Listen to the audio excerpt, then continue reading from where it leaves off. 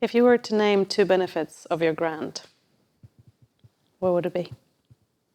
The people and the people. The people.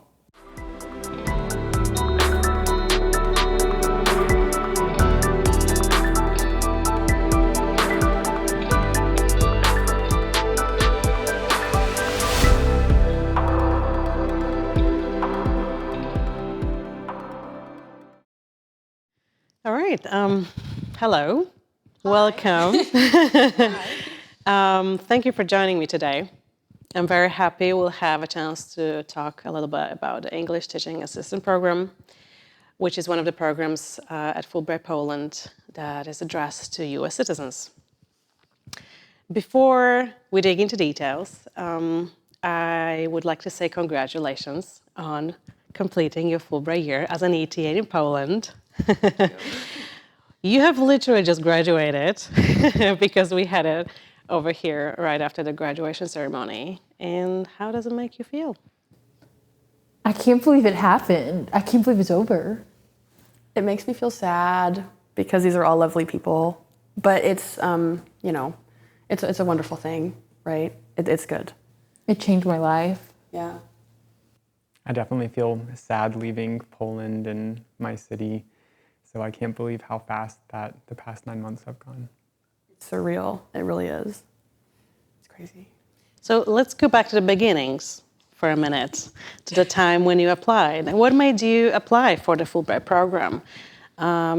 Was there anything particularly interesting in the program description? And maybe, how did you find out about it? Did you think about it?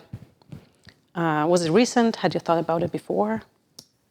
Well, I can start, perhaps. So I actually first heard about the Fulbright program in general when I was in my first year at university. Someone came to talk to our class about fellowship opportunities, and so they had they talked about being a Rhodes Scholar, a Fulbright Scholar, other things, all kinds of things. And so our university had a person who was in charge of, advertising and helping students apply for those things. And I was, this was 5 years ago now, and I was not in a place to apply, right? I had to finish my degree, but it was in the back of my mind the whole time. And then I started looking into it, and the reason I chose Fulbright Poland specifically is because of the program, the nature of the program. I have no family ties to Poland. I am not Polish. People often think that I am, but I am not. But the program description itself was the big thing. So I have, it was teaching university students, which I liked. And the description also had a STEM focus in English. And so that was ultimately why I applied. And it worked out that I didn't teach anything with STEM, but I don't feel like I'm missing anything at all. It's happy with me, right? But that's my story. That's how I found Poland in the first place, found Fulbright in the first place. What about you, Kaelyn? So for me, I first heard of the word Fulbright ever in my life, my junior year of college. My fellowship office that I was working with told me about it, and I went online at home and I looked up the details, and I'm like, this has nothing to do with what I want to do in my life. I want to become a doctor, so how does this apply to me? And then I was talking to an advisor about this, and he helped me understand that some of these skills I would be gaining from Fulbright transfer to becoming a better doctor towards the communities I would be working with. So he really encouraged me to apply, and I'm really glad I did. Why did I pick Poland?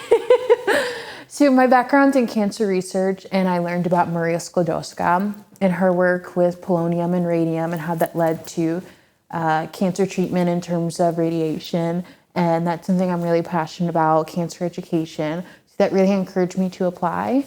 And as a Black woman, I'm like, this is a very homogenized community. Do they know more about me? Can I share more about myself? So that's the reason I applied. Okay. Alex, what's your story? I first heard about Fulbright during my time as an undergrad. And during this time, towards the end of my studies, I knew that I wanted to somehow go back overseas. And I had always wanted to come back to Poland I had visited the country a couple years ago for about 2 weeks, and I really enjoyed being in Warsaw. And then over the last couple of years, I was able to learn more about my family's history with Poland. So my great-grandfather came from the southeast of Poland, immigrated to the United States in the late 1920s. And over the past couple of years, my grandpa and I have had many conversations about my great-grandpa and where he came from in Poland. And we had always kind of dreamed about us coming over to Poland together. And we'd always kind of thought about traveling and kind of retracing our family steps in the area. So it was a lot to do with my family's connection to Poland. I've also been very interested in this country ever since I was in elementary school. Poland, this particular part of the world, we don't really talk about it too much in the American public school system. And I knew that having an opportunity like Fulbright, where I'm able to live in the country for right under a year, it would allow me to not only kind of discover my own family's heritage, but it would also allow me to learn more about the community that I have family ties to, and then be able to kind of take everything I know and almost represent my own Polish community here back when I get home. So you talked about your educational background. What teaching experience did you have before becoming an ETA? Yes, so in undergrad, I served as a teaching assistant for some STEM majors like biology and physics, and I also was a tutor at our academic center where I was tutoring science, math, and physics. And through this cancer research club that I was working with, I did lots of education, cancer education throughout our university and throughout the community. Sarah, what is your educational background and what teaching experience did you have before coming here? I taught chemistry lab for university students, and I also taught a sort of discussion-based class in the university honors program at my institution. And I also did an after-school club in the public school system in my city. It was called Science, Sustainability, and Saving the World. So these kids they were very excited about it. So that's what I did, very, very STEM-based. But maybe Alex, yours was a little different. Well, I wasn't saving the world with middle schoolers there. My experience with education, I think, begins early on in my undergrad degree. There was a YMCA in my city that I started working at with their after-school programs, a lot of work with elementary schoolers and middle schoolers. And then when I decided that I wanted to become a teacher, I had some student teaching experience with the middle grades and then with a third grade class. And also in college, I volunteered in a high school classroom. So really a lot of, I think, informal experience through the YMCA. And then I did have the opportunity to student teach with elementary and middle school students prior to coming to Poland. So if you could describe the tasks that an ETA has, what was included? What was your schedule like? What was expected from you? I think, well, personally, I mean, these two can either agree or disagree, but I think it really depends where you are.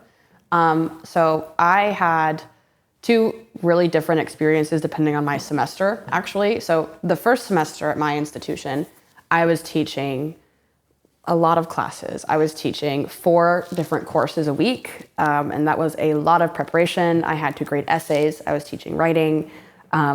It was very overwhelming to me at first, and I got used to it. But the workload itself was pretty heavy. The days looked like waking up, going and teaching for me anywhere from 2 to 4 classes, and I would often have my office hour sometimes. And I also had a Polish language class that I went to my first semester, but that was not sort of a task or a duty. But second semester, I had a lot more fun. I got to teach American culture, and I had co-teachers. So The workload was shared. It wasn't a class where I had to grade that many essays, a lot of discussion, and I joked with my students that it was my Polish culture class because I also learned a lot. But yeah, so it was very different depending on the time of year. But I think that's just kind of the nature of this type of experience. I mean, you're the native speaker, and I think at my institution, at least, they wanted me to be able to work with as many students as possible. But it might depend. So were the classes that you taught big? How many people, more or less, did you have? It depended on the class. I had anywhere from like 6 people, which was very small, to 16, maybe 16 or 18. So the groups were small enough that it was nice. We could have good discussions. It was good sizes. What about your classes? How many classes did you teach, and how many students or faculty members? So for each semester, it was around 5 classes, and I was teaching a second year general English, I was teaching third year technical English for IT students, and I was also teaching a group of PhD students. And last semester I did like Tuesday and Friday, and then this semester I was Monday, Tuesday. And in addition to this semester, I was also teaching finance students, master's degree students. So that was really fun. And I did not work with faculty. My classes were anywhere from 4 students to 15-ish. Some of my favorite groups to teach were my second year IT. They loved talking to me, and I just loved them. So they give me real hope for the next generation. That sounds very helpful, yes. Alex? Yeah, I taught 5 classes throughout the entire academic year. I had 4 conversation classes and 1 academic writing class. All 4 of my conversation classes were first-year university students, and then the academic writing class was a group of first-year master's students. I think throughout the past 9 months of teaching, in my conversation classes, I remember when I found out the courses I was teaching, I wasn't too sure exactly what was required of a conversation class, but quickly learned that, like your role as a teaching assistant in the room is like you're more of a facilitator in giving your students like that space to be comfortable. And I like how Sarah mentioned earlier, it was like her Polish culture class, learning from her students, and I had a very similar experience to that. Was the workload manageable for you? It was definitely manageable. I'm really grateful for my university in that they gave me quite a bit of autonomy in what topics we discussed in class and what projects I asked my students to do throughout the academic year. And so a typical week, I would have class 2 days a week, and I would be able to lesson plan and grade. And again, I was given a lot of autonomy, so I could choose what we were talking about. And I tried to, be creative with my plans and give my students a chance to, also be creative as they're doing the plans. So the workload was very manageable. I think my university gave me a lot of flexibility when it came to creating lesson plans and facilitating them. Kaelyn, was that the case with you as well? It was very much the case. My school department, they pretty much supported me in anything that I did, and they gave me full autonomy to teach how I wanted to teach. Something I noticed was most of my students were used to a very lecture-based course, and I turned that around to where it's more they're moving, they're speaking, and it's less me talking. So, was that autonomy that you were given a blessing and a burden? Both. I found it to be very much a blessing. Kaelyn mentioned that students in our classes are very used to more lecture heavy. The teacher is like the main character in the classroom. But with the autonomy that we were given and kind of knowing what we know about language development, like put the spotlight on the students and give them that space to work and to play with language. And so because I had so much autonomy, I felt the freedom to try and create lessons that would posit the students as the main characters. And So I was really grateful for the freedom to teach and facilitate as I saw best. Yeah, as someone that had some classes where I had autonomy and some where I did not, I definitely think that being able to have freedom to do what you want is a blessing. And perhaps it's because, I was the more boring classes, academic writing. I don't know a student that thoroughly enjoys academic writing. And so when I was teaching that, the teachers were basically telling me, you can do what you want, but they have this test at the end of the semester where they have to write these 3 essays, or they choose one of these 3 types, and they need to know how to do it.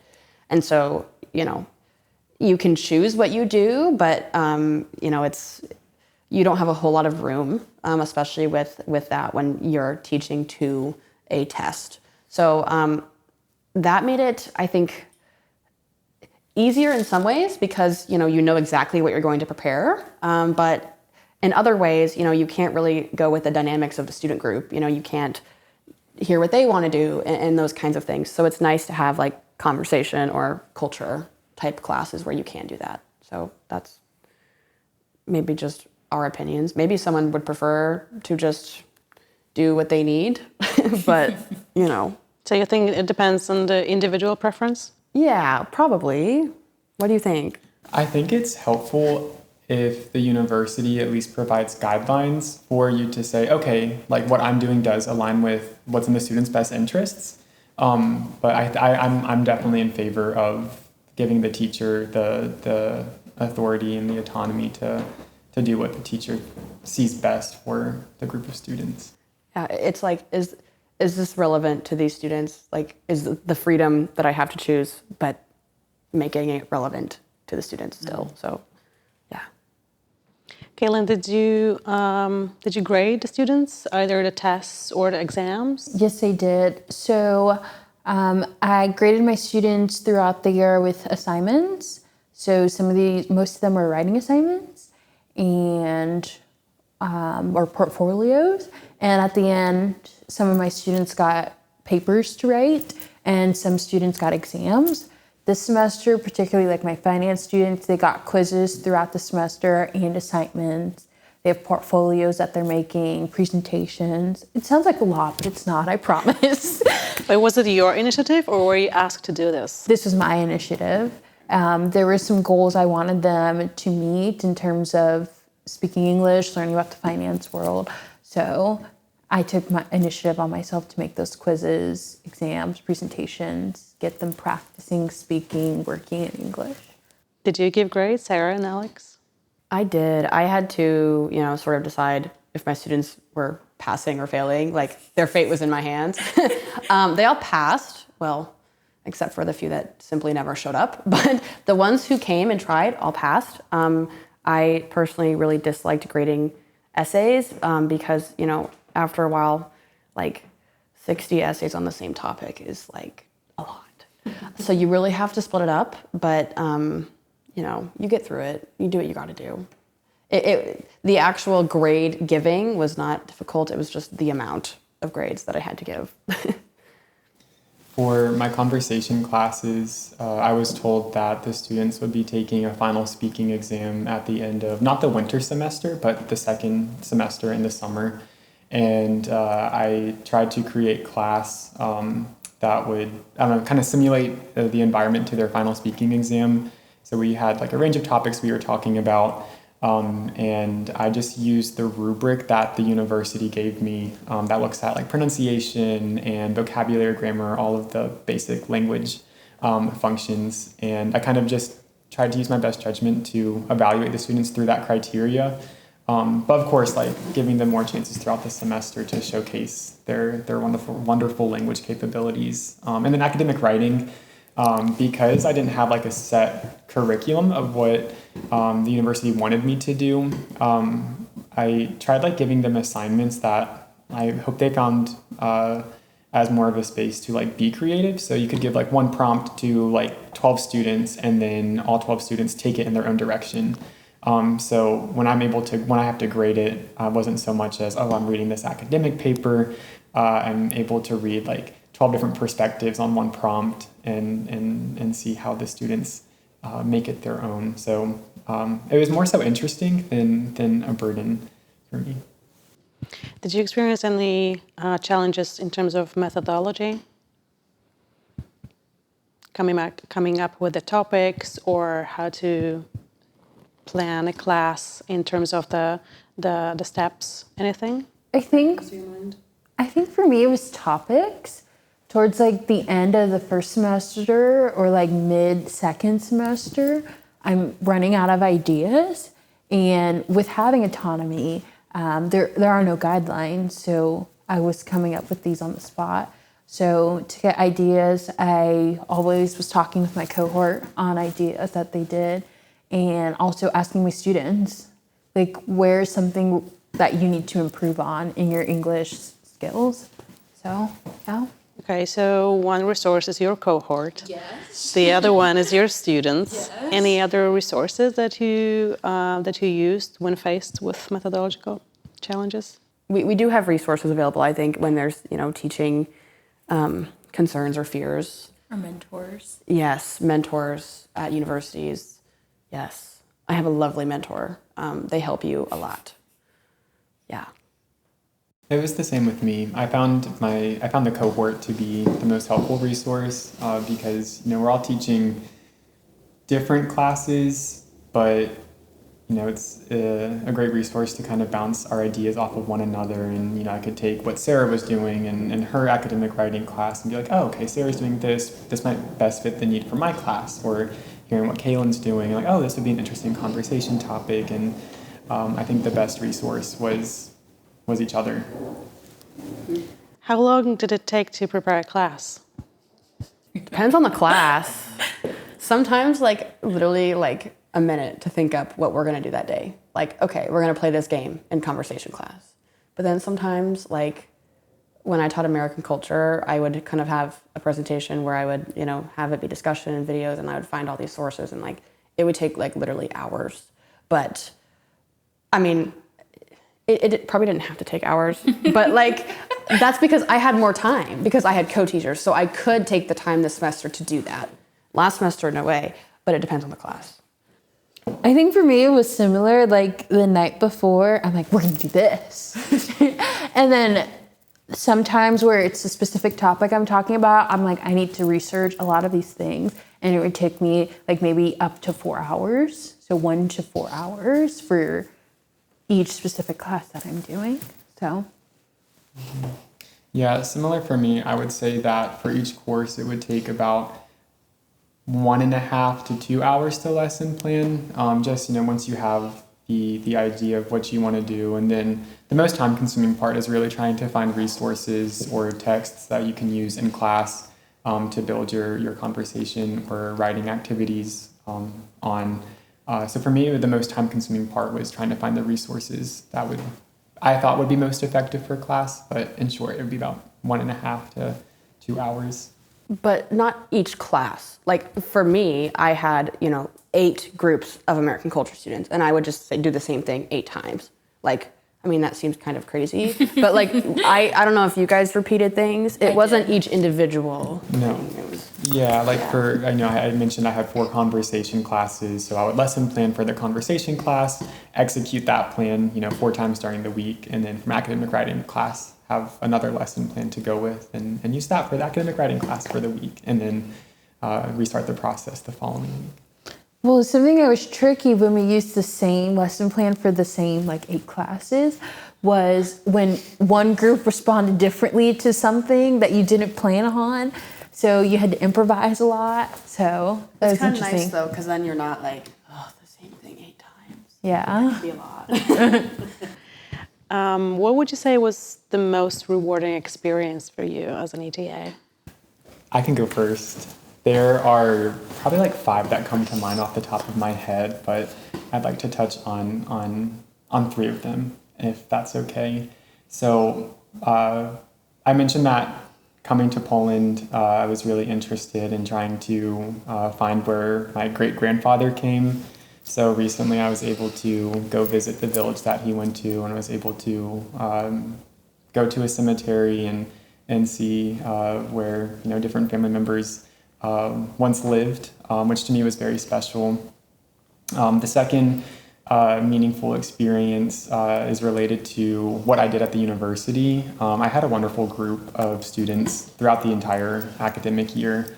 And in the first semester, coming into this grant, I really wanted to produce a podcast with my conversation students. And it was part of a project, like a required task for my students, where we had to meet outside of class, and then I would just simply hit record and they would talk. And I think being able to finally publish that was exciting. It felt very rewarding, mainly because like some students were very excited to have like a platform to talk about a topic that they're excited about, and also like they're sharing a little bit about Poland or their window of Poland for an English-speaking audience. So it was my attempt to try and bring some of Poland to American English-speaking ears. So I was really happy about that. But the podcast is not very good, like audio quality. But it's on Spotify. It's on Spotify. But it was definitely a meaningful experience because like I had to talk to the students, like each one of them individually, and I'm getting to know like where they come from, what they like, what their interests are. And as you guys know, I really love this country, and so being able to have so many conversations with my students about their life in Poland is really special. And then trying to throw that content out there to whoever is interested was awesome. And then my last experience, I think this is actually my favorite part about my grant. There is a primary school just south of my city, Szczecin, and I visited this primary school like in total 10 times throughout this academic year. And each time I went, I would visit the same groups of students. And so obviously I get to know them, they get to know me. And it was nice because I'm working with primarily university students. And then I got to go to this village where for a lot of them, they had never met a foreign person. So they have not met a Native American English speaker. And so I think being able to be in their classroom and talk to them and laugh with them was so awesome. It was really cute. I went there at the end or last week, and they had made little cards and drew little American flags, and it was just very precious. So that was my favorite part of my grant. For me, two things come to mind. So last semester I had my students write papers and they had to answer specific questions. And I was reading one of the students' paper, and he's a pretty quiet student. And he had mentioned he said that he did not try on his like language exam to get into like the higher level course, which is mine. And he's like, I'm glad I did because I ended up being with this teacher and she has been the best teacher I have ever had in my entire life. And I was like, oh my goodness. And then I've been working with Education USA Poland throughout my grant. And one of the school visits I did, it was in a village called Skampe, I think I pronounced it right. But the teacher and her family were taking me onto the train, and as we were leaving, she was like, Kaelyn, thank you for coming. This has been the best day of my career. And it caught me so off guard. Like I almost started crying. And her students were great. They did not have a lot of resources, but they were just so kind to me. We made TikToks. But it was really great. And it just shows how many of these smaller areas, how much they value Fulbright foreigners in general. And I really appreciated that. Yeah, it's so hard to choose like remarkable moments or special times. Like I have very similar things. School visits, big. Just even like visiting, I've been with kindergarten students or even kids. I don't know if you can call them students, but kindergarten children and then teenagers. And it's a really special thing because a lot of these people do not have a chance to speak with a native speaker and to see like, when their English teacher says, "Oh, keep practicing your English," like, okay, yes. But when you get a chance to talk to a native speaker, then it's like, oh. And yeah, just having these students just who don't even know you just give you hugs. The students that I knew, even like my university students, I had 3 of them, and they're not, they're very close in age to me. And we finished our last class, and they're like, "Can we give you hugs?" And I was like, "Yes, you can." There's so many good things. It's so hard to choose some. There's so many good things. And things coming, because we have next week. I have next week still. So I have my last class with some of my students, and I already know I'm going to cry. The goodbyes, yeah. My students were like, "We have to take pictures next week." And I'm like, "You're right." So. Okay, so let's go to the not so cheerful moments, but I'm sure you have overcome them. What were your biggest challenges, both in terms of teaching and the daily life, and how did you manage to cope with them? Shall I go first? Yes. I think for me, I had literally never been to Europe or abroad before doing this, and then I decided to pick up and leave the Midwest and move alone, far away across the world. So I knew that adjusting would be like a big thing for me, but like I have learned way less. That's not the right word. I've learned a lot about being able to care way less about what people think. Like, I don't speak Polish. I am learning, but I'm not fluent. And so you go out into these places and you don't speak the language, you don't know the culture, and like, you're going to embarrass yourself no matter what you do. Like, you're going to embarrass yourself no matter what. I think we've all had those moments. We share them with each other to know, we're all in this together.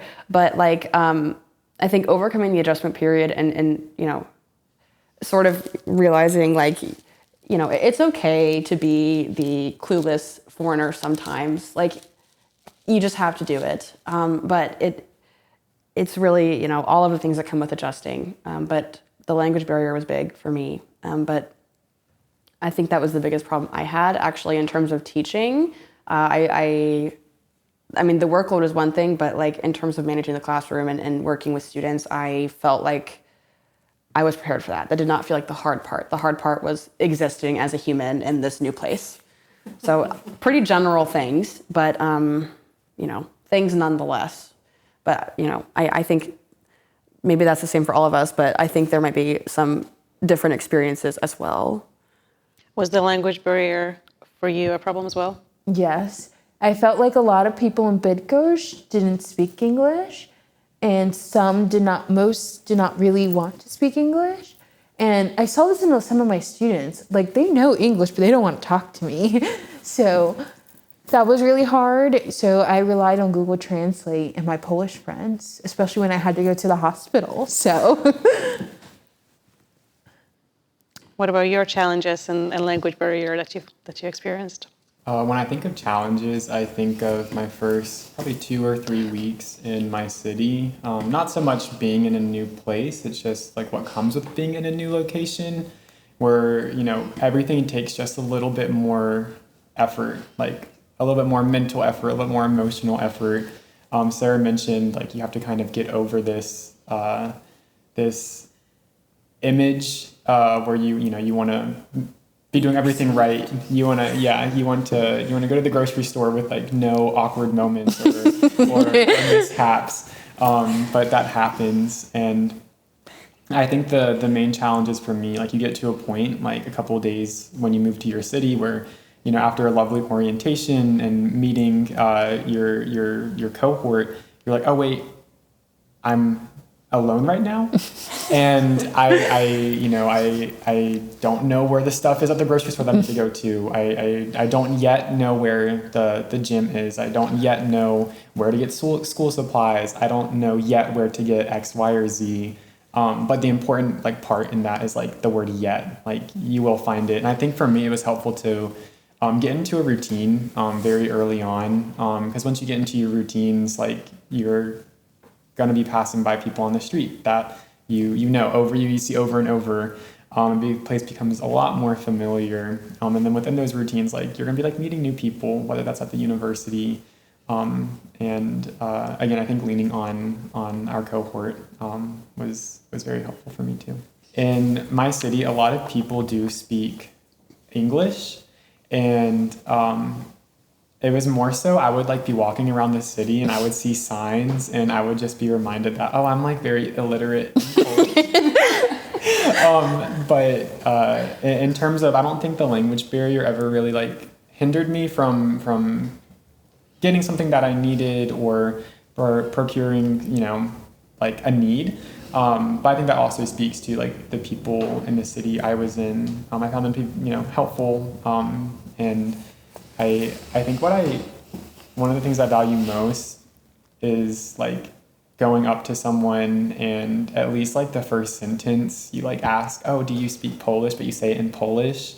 And then it's a little bit like a confidence boost because when they respond to you in Polish and you're like, oh, wow, I like fooled them. I speak Polish. But you got to convince them that you actually don't. You like need help or whatever. Yeah, it's the thing is I think even just trying, I mean, I'm in Lublin. There's a lot of universities there. Most young people like, working at cafes or whatever, they speak English. And they have told me like, it's way easier because my English is better than your Polish. Like just order in English. Like they don't want to deal with it, which is fair. But even if you try, when Alex was talking, I was reminded of this time I was waiting for a bus and this older woman who did not speak English, I was kind of trying to talk with her because the bus was late and she's like adopted me for the next hour that the bus was late. And like, I just kind of followed her around and it was like a very pleasant experience, but you end up with these very strange things happening that just, you couldn't explain besides like Poland but they're lovely things. So it's, I kind of like that. Yeah. yeah. Surprisingly. Yeah. What would you say is the easiest and the hardest part of teaching? Well, for me, I think the answer to both of those might be students. So I always say that, like, I think the best thing about being here is the people, truly. And the students are part of that. The students are amazing. I joke with them that their English is better than mine because sometimes I will make a mistake and they will say, excuse me, was that slang? Because I've heard other native speakers do that. And I'm like, no, we're just wrong. So like, but it's a really great classroom environment almost always. However, there's an interesting dynamic because I think for the three of us, I think we're pretty young members of the cohort, but we just finished our bachelor's degrees, went right into teaching, and it can be difficult when you're so close in age to your students. So it's hard to be the fun American teacher and also have professional boundaries. But it's very, very possible to walk the line. I think that we've managed to do it, but that's just something to be mindful of. Also, for me, something that was difficult with teaching was when it came to grading, because I had to grade like these generalized exams for students and there were other people in the faculty grading and I was the only one that was a guest instructor and I thought, okay, like this is so these students can pass. Like what if I'm not grading it the same as a Polish instructor is? And I had some concerns about that, but at the end of the day, it was all fine. You always ask for help and they're like, oh, no, it's fine. And so it ended up being the things that like I had a difficult time with ended up just all working out. But definitely with the students, finding the line between professionalism and fun American guest instructor is an important thing for sure. I definitely agree with that. I think, our students, I feel like in Poland, at least in my region, there's not a lot of young teachers in the area. So seeing me is like a breath of fresh air. And also I'm American, we're American. So that was also a breath of fresh air. So I feel like students feel like they can connect with us more. But also since we're similar in age and we do similar things, it's like, okay, but I'm a teacher and you're a student. Another thing is connecting with the students. I think some of my students, most of them were very into it, very involved, but then there were some students I literally had to pull teeth to get them to speak. And I feel like they were just really self-conscious about talking to a native speaker. They didn't want to get say the wrong thing. And they're like, do I speak in this type of tense or this type of tense? I'm like, no. So, yeah. The easiest part for me was, I think, forming relationships with students. I like how Sarah was talking about like navigating the line between you are like in a position of authority in your class and you want to make sure you're stewarding that well, you know, making sure that the students are learning what they're supposed to be learning or practicing what they're supposed to be practicing. But at the same time, just because we are so close in age to them, I think there is this like natural interest or appeal. You know, we're from another country and we are their age. I think the students really did appreciate like having us in their classroom.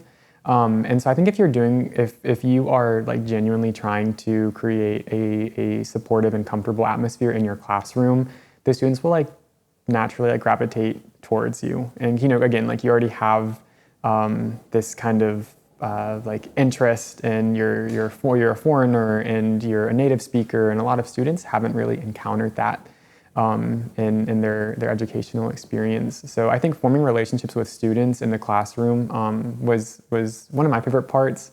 A lot of classes involve like discussing with groups or discussing with students or in pairs. So you're just like naturally going to form those relationships. The hardest part for me, I think is grading. Mainly because like you are passing, to a degree, you're passing judgment on an individual, and you're like, wait, no, I really want you to know that you are communicative in English, and outside of this classroom, like you will be just fine. Like you were able to talk with me, and I understood you just clearly. But just from the administrative side of things, navigating like grading and being able to grade and kind of check off those administrative tasks. I think another thing was some of my groups, they were all different levels in English. I had some students that didn't speak English at all, so they knew nothing that was going on in my classroom. So I'm like, what am I supposed to do? Can I get them to maybe like a different class where the level is more appropriate for them? If that's not possible, what can I do? And that was really hard to navigate. So I had a lot of students that were translating to each other, but yeah, that was really hard. What did you do? Did you divide a class in a way, or? So we did lots of group work, and I paired them up with students that aren't translators with them, or maybe two students that aren't so good at English together, and I paired them up together. Or I would have activities where they have to present something in like 10 minutes, do your research, and then you have to present. So I got them to do that, and I got their English to come out, or I would tell them, hey, we have this presentation, and do your presentation. Every week we're gonna work on this, and you're gonna get some more practice in. So I did lots of that. So Seeing the progress as you teach the class, is that something that is a really rewarding thing?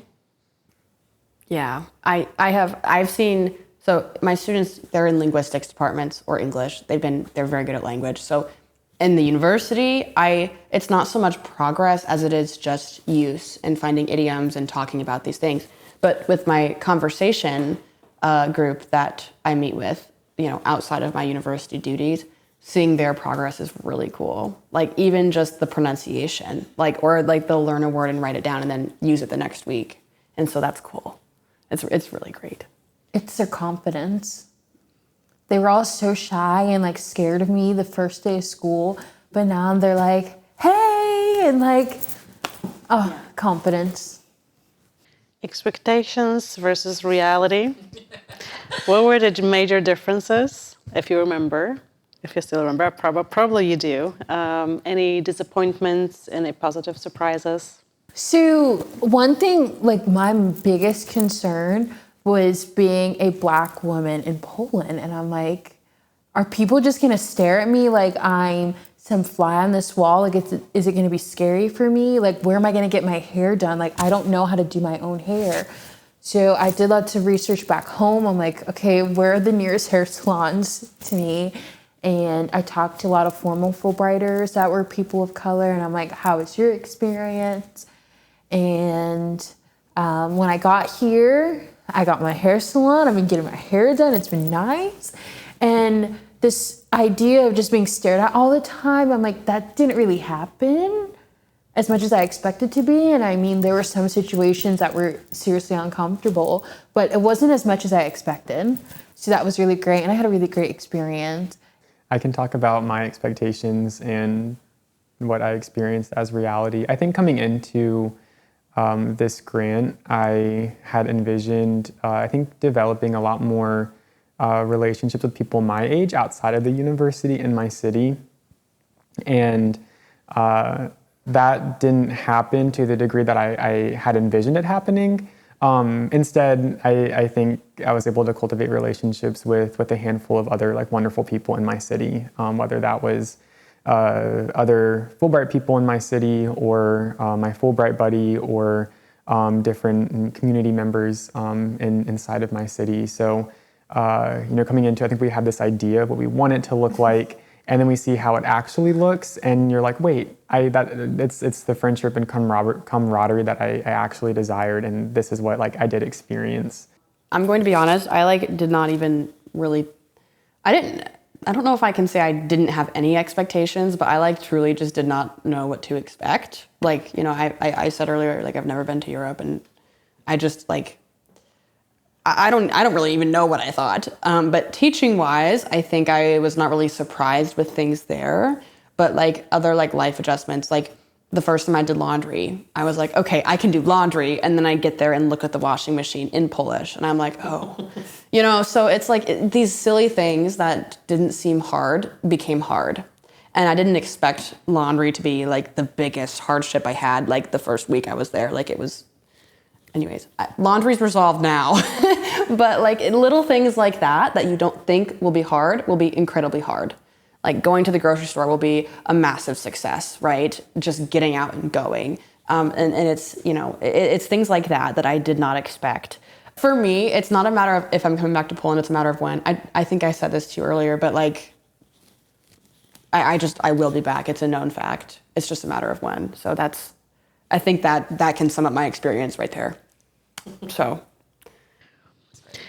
Apart from the duties that you had at your host institution, did you engage in any community or, community-oriented or outreach activities? And if yes, what was that?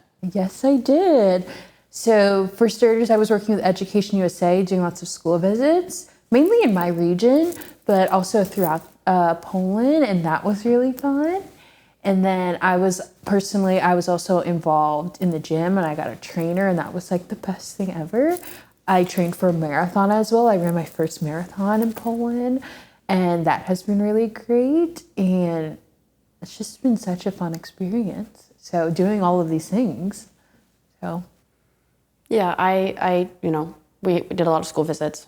I worked a lot with the American Corner. I would do guest presentations at some classes, meeting with teachers.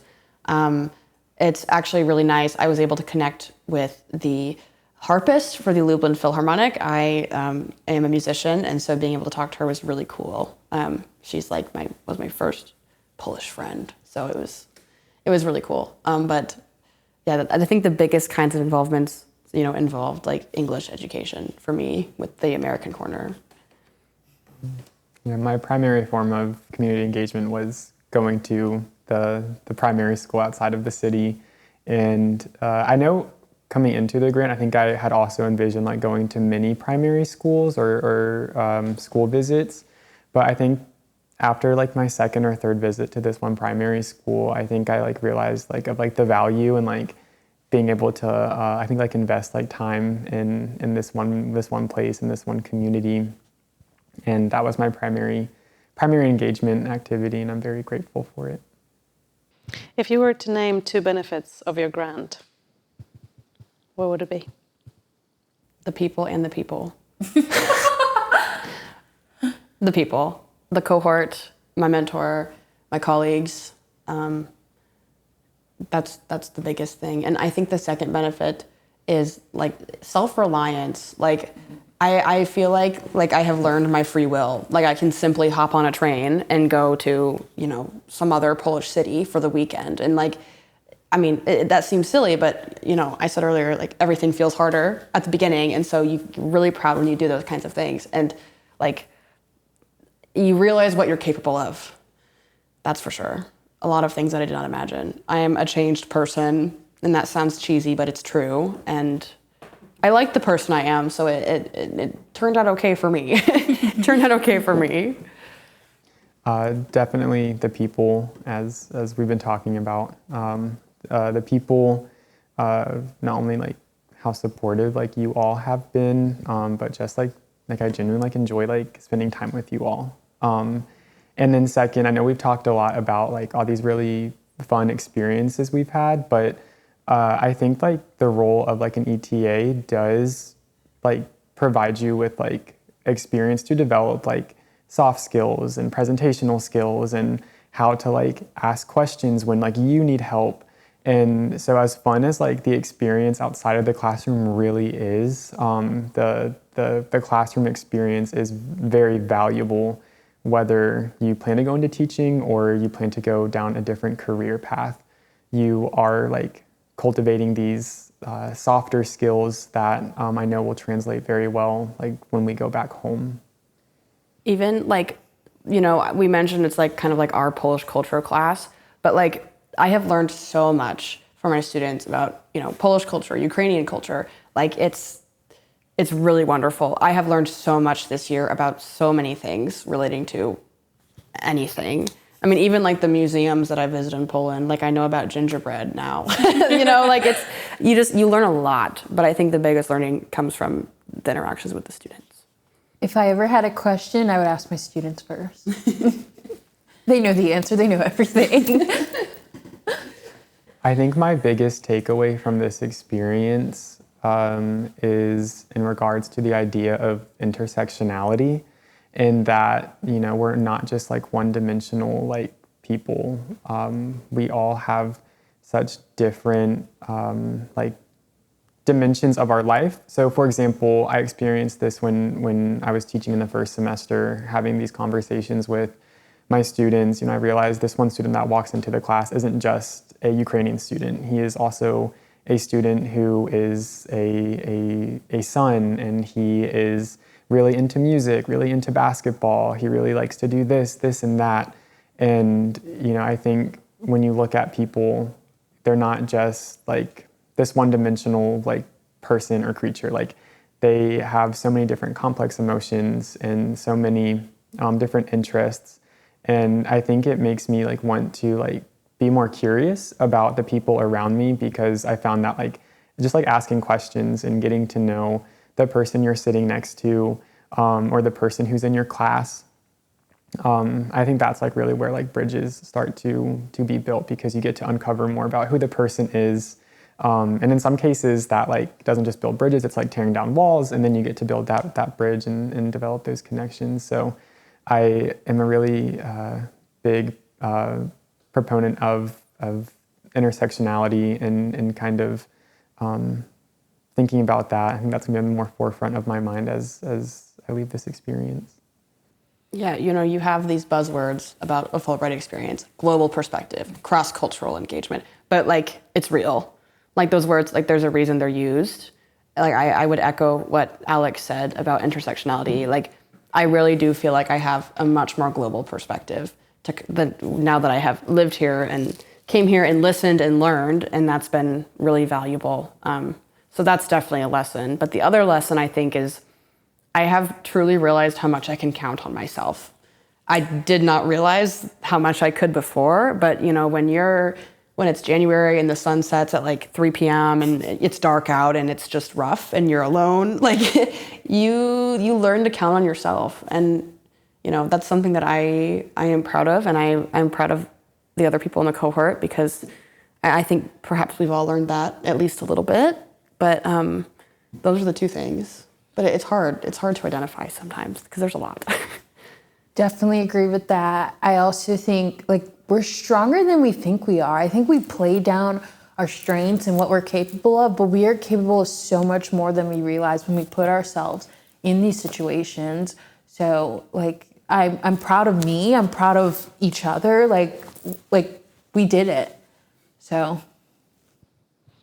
Okay, last question from me related to all of this that we have talked about. When you think or hear Fulbright, what comes to your mind? Any word, any expression? Collaboration, working with my cohort, working with mentors that aren't American, that are Polish, working with my Polish students. So collaboration, working together to reach a common goal. Embracing change. Making it work. I like the term or the phrase mutual understanding. I'm pretty sure Fulbright uses that in one of their official statements, but I like the phrase mutual understanding because if something is mutual, it means that both parties are like attempting to like meet each other in the middle or attempting to, I think, get to know one another. And when you look at the mission of Fulbright and, you know, for our example, the United States and Poland, and it's like our attempt to get to know Poland and the way that the commission and this country has welcomed us. It's this country's like attempt to learn more about the United States and where we come from. So I really like the term mutual understanding, and I think that applies really well to the Fulbright program. I think everyone should have some type of experience if they're able to live abroad. I think it's a very important thing to do because the experience you're going to get, the skills you're going to learn, that can transfer into any career.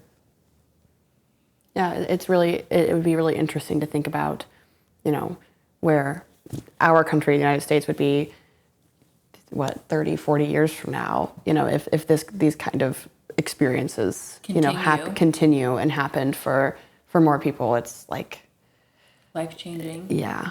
Yeah, and I mentioned this at the beginning of our conversation, but, you know, it's this idea that, you know, we thought we were coming to Poland to be, I don't know, like representatives of our own community, but I feel even like more empowered going back to my own community in the United States and being like a representative of Poland.